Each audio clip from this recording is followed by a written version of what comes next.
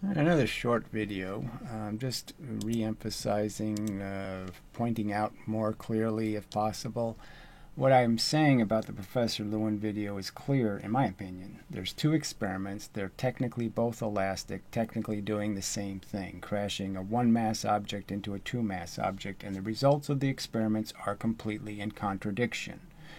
Here's a third experiment, the same experiment, presumably. All right, now can we say that? Experiments, we will use carts of differing masses. Now they say differing masses. One assumes logically that they have made this cart twice as heavy. Now there wouldn't be any reason for it not to be twice as heavy. That would be the logical default. But I can't say for sure, and they don't say for sure. Place the more massive cart in the middle of the track.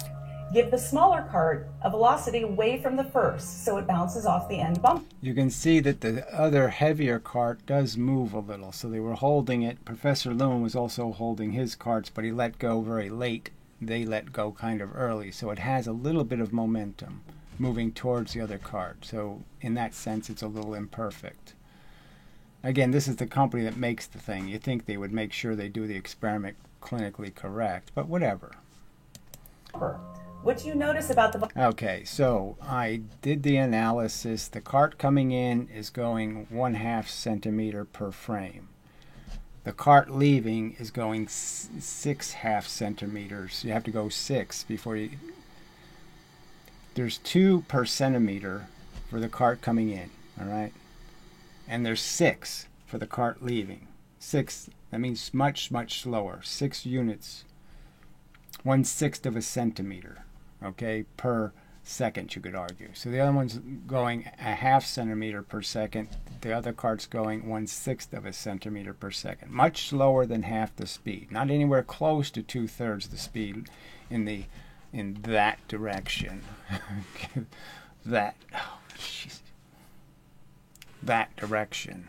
Okay, so the heavier cart leaving in that direction is now going much less than half.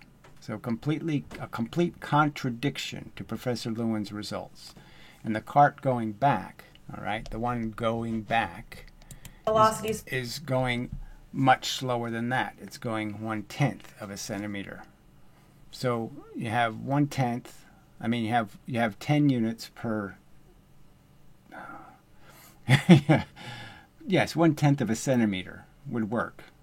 1/10 of a centimeter, 1/6 of a centimeter, and it came in at 1/2 of a centimeter. So it came in half, then 6, then 10. All right. So the momentum doesn't in any way increase in the experiment. There's no increase in the momentum. The stuff going this way didn't cancel the stuff going that way. None of that happened. So I'm just saying it's complete contradiction. And so this is the state of your evidence. So in Professor Lewin's case, he has a formula that makes a prediction. The argument is that piece of clay on the cart might give you an indication that they couldn't get it to work, so they forced it to work. That's the accusation. And it's clearly made viable as an accusation because in the next experiment he does where it's supposed to be inelastic and it turns into an elastic collision, there's no clay on the lighter cart. So, you know, the point is this evidence stinks. Okay? It's really lousy evidence. And you're going to keep asserting that you've proven something. You think this is what proof should look like? That's the scientific method, is to do it sloppy and messy. Do clay experiments and declare the fact of the universe. Because you don't understand clay might have a bias for fast things. Just like a piece of wood. You know, I can hammer a nail into a piece of wood. It's always going to go in easier the faster I make the nail go. Less friction. Faster means less friction.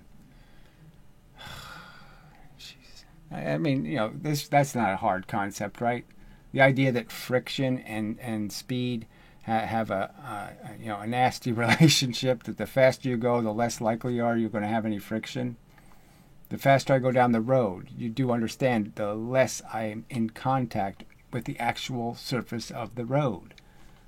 You know, there's less pressure because gravity isn't pushing me into it anymore. I'm negating gravity by moving just like a satellite orbiting. I'm negating it. All right, anyway. Till the next time, and such, so forth and whatnot. But I mean, and, you know, all this snarkyisms just aren't necessary. You know, well, you're going to have to apologize, and you're going to have to jump up and down, spin around in circles, and say you're a duty head if I prove you wrong. Well, what should I make the same deal with you? If I prove you wrong, can you pre-tell me ahead of time what your penance is going to be? I mean, how are you going to retract your decades of being an obnoxious, arrogant jackass? You won't have to just apologize to me. You have to apologize to all the people you've ever snarked at because you think you're an authority. Is that the agreement we should have? Crap. You know,